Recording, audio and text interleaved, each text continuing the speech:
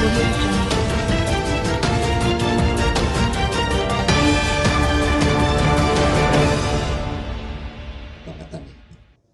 Bang Benny. Terima kasih Mas Hasto, rekan-rekan pers yang sangat saya hormati. Saya menyampaikan hal yang mungkin menguatkan apa yang disampaikan oleh Mas Hasto dan juga dari P3. Saya ingin menegaskan dalam konferensi pers sore ini, pihak 02 membangun narasi bahwa pemilu sudah selesai. Jadi rakyat jangan mau ditipu dengan narasi ini, framing ini. Ya, kalau kita melihat peraturan baik undang-undang maupun PKPU, jika bicara pemilu itu bicara tahapan. Ya, tahapan sejak calon presiden mendaftarkan diri sebagai pasangan calon atau partai politik sebagai peserta pemilu hingga dilantiknya presiden dan wakil presiden ataupun para anggota DPR mewakili partai politik. Itu bicara tahapan. Dan KPU tadi malam tidak ada berita acara KPU tertulis atau pernyataan ketua KPU yang menyatakan menetapkan calon presiden dan wakil presiden terpilih. Tidak. KPU hanya menyampaikan hasil akhir rekapitulasi nasional perolehan suara pasangan calon presiden dan wakil presiden maupun perolehan suara partai politik. Jadi rakyat jangan ditipu, dibodoh-bodohi, ya, seolah-olah framing yang mereka lakukan, kita lakukan pembenaran bahwa pemilu sudah selesai. Partai Hanura dan juga partai pendukung 03 menggunakan hak konstitusional ya, untuk mengajukan gugatan ke Mahkamah Konstitusi. Dan itu sedang dipersiapkan oleh tim. Bahkan secara internal Partai Hanura, sama dengan P3, kita juga merasa suara kita dihilangkan dan tanda kutip kurang lebih 1 juta suara. Ya, dari perolehan sesuai data yang ada pada kita. Dan itu juga akan menjadi gugatan tersendiri Partai Hanura. Di luar gugatan bersama terkait pasangan calon presiden dan wakil presiden. Kedua, demokrasi itu bukan bicara hasil. Demokrasi juga bicara proses. Kalau prosesnya ya sebagaimana yang sudah kita tetapkan terpenuhi unsur-unsur ya terstruktur, sistematis dan masif, maka saya berani mengatakan bahwa telah terjadi tidak sekedar kecurangan, tapi ini kejahatan pemilu. Kejahatan yang menurut saya ini high explosive. Ini sangat dahsyat, bukan low explosive.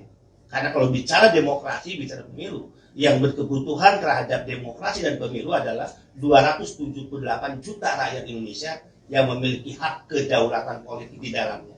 Jadi ini tidak bisa dipandang remeh. Ini kejahatan pemilu ya yang memiliki kekuatan yang high explosive, rusaknya demokrasi di negara kita. Sehingga pantas jika kita melakukan perlawanan, nah, termasuk menggunakan hak konstitusional untuk mengajukan gugatan ke MK.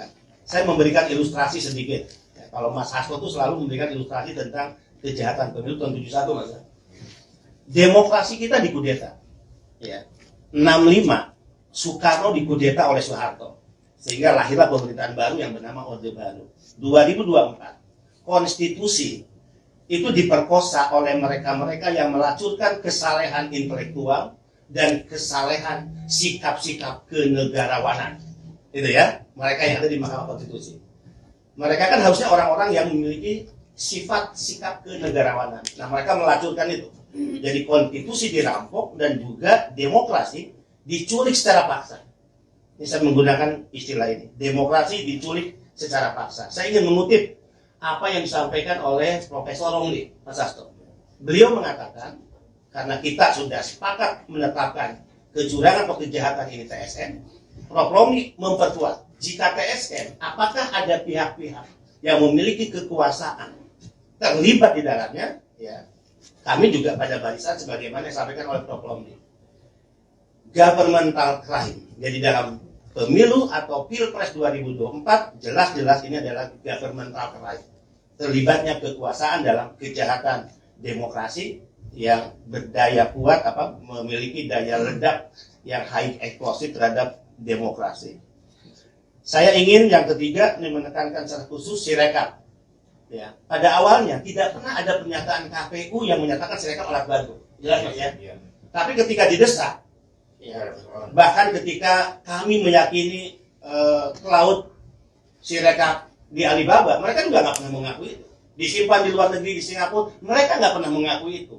Tapi setelah adanya desakan-desakan dari kami dan juga kekuatan masyarakat sipil, mereka baru mengakui. Ada di Singapura, mereka mengakui di Alibaba. Kemudian akhirnya mereka merubah bahwa Sirekap adalah alat resmi KPU menjadi alat bantu KPU. Nah, ini harusnya menjadi ya, tanda awas bagi pihak yang memiliki otoritas hukum, di mana kejahatan-kejahatan lainnya kami juga mencatat telah terjadi 400.000 lebih ya perubahan data yang masuk ke Sirekap. Bisa dibayangkan selama Sirekap digunakan ya hingga menjelang pencoblosan telah terjadi 400.000 lebih ya perbaikan data yang masuk, sehingga kami mendesak agar dilakukan audit forensik terhadap Sirekap. Nah, ini tantangan buat KPU. Kenapa KPU menyampaikan pernyataan tidak mau untuk dilakukan audit forensik? Ini ada apa?